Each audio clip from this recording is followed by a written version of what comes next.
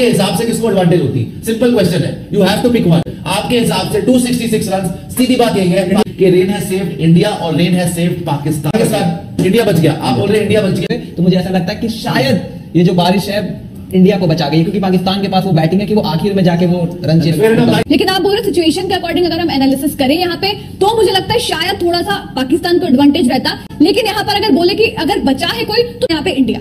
हमने सारे पक्ष सुने, इन्होंने बोला कि पाकिस्तान बचा है, इन तीनों ने बोला है कि इन्होंने थोड़े मार्जिन से, लेकिन इन्होंने बोला कि इंडिया को सेव करा रेन ने आज। और सामने क्रम पाकिस्तान वर्सेस इंडिया मैच बगैर किसी नतीजे के खत्म होने के बाद भारतीयों ने अजीब सा एक वावेला शुरू किया। सबसे पहले आप सुशांत मेहता जो कि भारतीय क्रिकेट एनालिस्ट हैं, आप उन्हें अच्छे तरीके से जानते हैं अगर आप हमारे रेगुलर व्यूअर्स हैं, तो ये सबसे पहले उनके ट्वीट्स देखिए जिसमें मौसूफ लिखते हैं कि रेन सेविंग पाकिस्तान। सबसे पहले उन्होंने मैच कॉल ऑफ होने के बाद ये ट्वीट की, उसके बाद एक और ट्वीट दागा, match called off lucky Pakistan, rain saved Pakistan. फिर एक और ट्वीट उन्होंने दागा, बच गए पड़ोसी आज, नेक्स्ट टाइम ठोका ठोका। अब यहाँ तक तो बात ठीक है, उनका अपना ओपिनियन है। हालांकि विक्रांत गुप्ता की अगर आपने हमारी वीडियो गुज़श्ता रात की देखी है तो उसमें उन्होंने वाज़ेह तौर पर यह बताया था कि भारत बचा है, और उनके साथ जितने भी एनालिस्ट थे उन्होंने भी इससे इत्तेफाक किया था, और वो सबसे बड़े क्रिकेट एनालिस्ट हैं और भारत के सबसे बड़े चैनल पर बैठकर बात भी करते हैं। लेकिन फिर सुशांत मेहता को एक और कीड़े ने काटा। वो कहते हैं ना, जिसको बेइज्जत होना हो तो वो सरेआम बेइज्जत होता है। सुशांत मेहता ने अपने साथ बैठे हुए पैनलिस्ट को लाइव प्रोग्राम में ये पूछना शुरू कर दिया कि एक एक करके बताओ कि पाकिस्तान बचा है इस बारिश के बाद या भारत की जान बची है। तो आप यकीन कीजिए कि तीन पैनलिस्ट जो उसके साथ बैठे हुए थे, तीनों ने ये कहा है कि भारत के लिए अच्छा हुआ है कि बारिश हुई है और उसकी जान बची है, वरना पाकिस्तान ये मैच जीत जाता। आगे चलकर जब ये सारी कहानी आप सुनेंगे तो आप हैरान रह जाएंगे। और सुशांत मेहता जिसे ये बातें बुरी लग रही थी, हालांकि ये बड़ा एरोगेंट सा बंदा है, आपने अक्सर पैनलिस्ट के साथ इसे लड़ता भी देखा होगा क्योंकि ये खुद चैनल ओन भी करता है, तो ऐसे सर हिला रहा था जैसे इसे बड़ी तकलीफ पहुंच रही है, और तकलीफ पहुंचनी भी है क्योंकि इसने जो ट्वीट्स की थी उसके नीचे भी लोगों ने, जिसमें भारतीय शायकीन भी थे, उन्होंने भी कहा था कि जिस बुरी तरीके से शाहीन अफरीदी, नसीम शाह और हारिस रऊफ के अगेंस्ट हमारी टीम कोलैप्स हुई है, ये कोई खुशी की बात नहीं, क्योंकि आगे वर्ल्ड कप भी है और उससे पहले एशिया कप में एक बार फिर पाकिस्तान के अगेंस्ट ही हमने मैच खेलना है। खैर, ये सारी बातें और इनके तज्जियात सुनिए और फिर शक्ल देखिए सुशांत मेहता की, वो कैसी बनी है।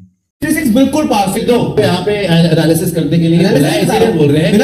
आपको नहीं बताया जा सकता तो फिर तो कोई भी नहीं बता सकता कुछ भी। आपके हिसाब से किसको एडवांटेज होती? सिंपल क्वेश्चन है, you have to pick one. इसमें कोई किसी को बुरा लगे, इंडिया को बुरा लगे, पाकिस्तान को बुरा लगे, वो नहीं बोल रहे। आपके हिसाब से 266 रन, सीधी बात यही है, पाकिस्तान इंडिया बच गया। आप बोल रहे हैं इंडिया बच गया, क्यों आपको लगता है कि इंडिया बच गया? 266 रन पाकिस्तान चेस कर लेती। Why do you think rain has saved India? Please tell me. Because Pakistan के दो बल्लेबाज इमाम और बाबर, इन दोनों के गेम प्ले के हिसाब का टारगेट था अगर पूरे 50 ओवर में 266 बनाने होते, क्योंकि बाबर को अपनी विकेट बचाकर खेलना आता है और इमाम ने जिस तरह से हाल फिलहाल में खेला, भला वो अफगानिस्तान के सामने जिस कारण से वो प्लेयर ऑफ द सीरीज बने, आपको आराम से बस विकेट बचाकर खेलनी थी। इमाम बाबर वो ये काम अच्छे से अभी हाल फिलहाल में करके आ रहे हैं, इसीलिए मेरा पूरा फाइनल टेक है कि पाकिस्तान जीत जाता है मैच अगर होता। इंडिया बच गया। लक्षित कह रहे हैं कि इंडिया बच गया है, पाकिस्तान गेम जीत जाता। लक्षित, मैं आपसे और आप दोनों पे भी राय ले रहा हूं, मैं खुद भी बताऊंगा। आपको ये नहीं लगता इतनी ओवरकास्ट कंडीशंस में, जहां उन्होंने भी डिफिकल्ट करा आपके ओपनर्स के लिए, शाहीन शाह अफरीदी है बहुत बढ़िया, सेव्ड इंडिया और रेन सेव्ड पाकिस्तान। लक्षित, मैं आपसे पूछूंगा भाई, जब उनके बॉलर्स ने ऊपर से आपको हिला के रख दिया, वहां पे भी ऊपर से प्रॉब्लम होती, फकर जमान की इतनी अच्छी फॉर्म नहीं लगी हुई, वन ब्रिंग्स टू, आपने हमेशा देखा है। बुमराह को विकेट मिल जाती है, अगर सिराज को मिल जाती है, ऑब्वियसली सारा हाइपोथेटिकल है। आपको ये नहीं लगता कि अगर टॉप ऑर्डर आउट हो जाता तो उसके बाद ज्यादा बैटिंग नहीं बची और 266 भी उनके लिए 320 जैसा होता? मेरे अकॉर्डिंग अगर मैं दिल की बात करूं, मेरे हिसाब से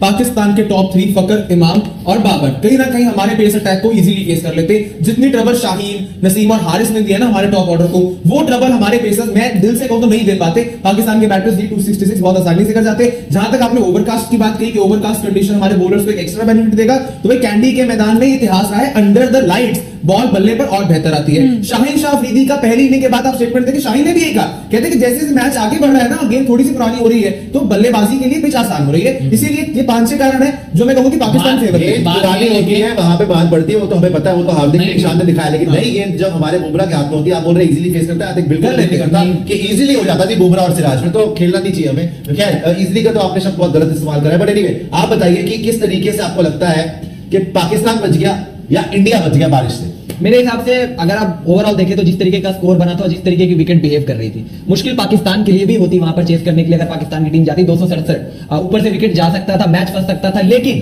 चूंकि आपने टारगेट, मुझे अभी भी लगता है कि आप कहीं ना कहीं 10-15 रन शॉर्ट थे, तो पाकिस्तान की जो बैटिंग लाइनअप है, जो वो डीप बैटिंग करते हैं, वो कहीं ना कहीं मैच अगर फंसता भी ना, तो मुझे लगता है कि आखिर में वो जो उनकी जो लंबी चौड़ी बैटिंग है, वो कहीं ना कहीं उन्हें लाइन पार करवा जाती। तो अभी भी मुझे लगता है अगर मैं फेयर एनालिसिस करूं बिना किसी के पक्षपात किए हुए, तो मुझे ऐसा लगता है कि शायद ये जो बारिश है इंडिया को बचा गई, क्योंकि पाकिस्तान के पास वो बैटिंग है कि वो आखिर में जाके वो रन चेस। देखिए आपके लिए फेयर एनालिसिस लाए हैं। यहाँ पे किसी को मैंने ये नहीं बोला कि आप ये नहीं बोल सकते, आप वो नहीं बोल सकते। तो शब्द में बोलता हूँ कि आप अगर अपने आपको व्याख्या कर रहे हैं तो थोड़ा सा मतलब अपने आपको देख के आर्टिकुलेट करें कि कौन से शब्दों का प्रयोग है। बाकी आप बोलते हैं इंडिया बच गया, बिल्कुल आपकी वहां पे सलाखों पर आपकी ओपिनियन, और आप भी बोल रहे हैं कि रेन है सेव्ड इंडिया, नितिन ने बोला रेन है सेव्ड पाकिस्तान। चालू आप क्या बोलेंगे कि रेन है सेव्ड इंडिया और रेन है सेव्ड पाकिस्तान? देखो, सबसे पहले तो मैं यही बोलूंगी कि ये स्टेटमेंट दे देना कि पाकिस्तान बच गया या इंडिया बच गया, ये बहुत ज्यादा फेयर नहीं होगा, ना किसी ना इंडिया के लिए ना पाकिस्तान के लिए। लेकिन आप बोल रहे सिचुएशन के अकॉर्डिंग अगर हम एनालिसिस करें यहाँ पे, तो मुझे लगता है शायद थोड़ा सा पाकिस्तान को एडवांटेज रहता। इंडिया के लिए शायद थोड़ा सा अच्छा, ज्यादा नहीं थोड़ा सा अच्छा रहा कि बारिश हो गई, क्योंकि इंडिया के पास, जैसे कि लक्षित ने भी कहा, आकाश ने भी कहा, इतना ज्यादा टोटल आपके पास नहीं था। और जैसे मैंने पहले भी कहा था थोड़ी देर पहले कि जब 266 आपके सामने था, आपकी टीम को पता है कि कितने रन बनाने हैं। दूसरी चीज, हमारे जो बल्लेबाज, जैसे कि उनके पेसर्स ने जितना परेशान हमें किया, क्योंकि हमारे पास रोहित शर्मा, विराट कोहली काफी टाइम से नहीं खेल रहे थे, श्रेयस अय्यर के पास भी काफी टाइम के बाद में आए थे, गिल के पास फॉर्म नहीं थी। अब पाकिस्तान की बल्लेबाजी की अगर बात करें, फखर के रन जरूर इतने नहीं थे, लेकिन इमामुल हक ने वहां पे रन बनाए, बाबर आजम के वहां पे रन थे, तो काफी टाइम से खेलते हुए आ रहे थे, उनके पास मैच प्रैक्टिस थी, वो फ्लो था, और उनको अगर पता रहता, उन्होंने विकेट देख लिया था किस तरीके से बिहेव कर रहा है, तो वो उस अकॉर्डिंग वहां पे शायद थोड़ा स्मार्टली वहां पे खेलते। और आप इंडिया के बॉलर्स को एक एडवांटेज इसलिए भी दे सकते हो क्योंकि बारिश के बाद काफी मैच शुरू होना था, तो ट्रबल दे सकते थे, मगर थोड़ा स्लाइट एडवांटेज पाकिस्तान के पास ही रहता, और ज्यादा नहीं, मैच जरूर फंसता, मैच होता 100% मैच फंसने वाला था। लेकिन यहाँ पर अगर बोले कि अगर बचा है कोई, तो थोड़ा सा, बहुत ही हल्का सा यहाँ पे इंडिया।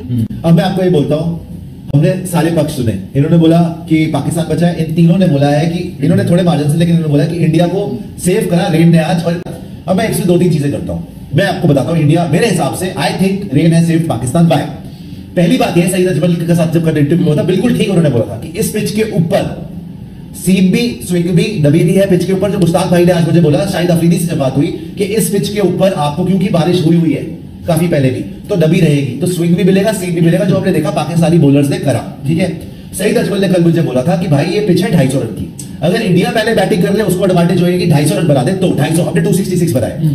सेकेंडली पॉइंट ये भी है, देख हम सोच रहे हैं कि 300 बन जाता, क्योंकि इतना अच्छा इनिंग खेल गए हार्दिक पांड्या भी, ईशान किशन भी इस पिच के ऊपर, कि हमें लग रहा है 300 बन जाते हैं। और पाकिस्तान की स्पिन अटैक में कोई दम नहीं है, उन्होंने असली बात खाई है, उनके स्पिनर्स ने, पेसर्स ने तो बात खाई नहीं। पेसर्स को तो कुछ भी बात नहीं पड़ी, पेसर्स ने 28 ओवर में 120 राइड दिए, 10 विकेट ले लिए, हारिस ओवर में सारे के साथ। हारिस को थोड़ी बहुत बात पड़ी है, सारी की सारी विकेट्स पेसर ले गए। स्पिनर्स में तो उनके दम है ही नहीं, जो पहले से बोल रहे हैं, उनके स्पिनर्स की बस की नहीं है। इंडिया की जहां तक बात है, आप 66 फॉर 4 से 266 पहुंचे, जो हमें कम लग रहा था, बिकॉज एक टाइम पे लग रहा था 300 होना चाहिए इस पिच पे। भाई ये 300 वाली पिच नहीं थी कभी भी,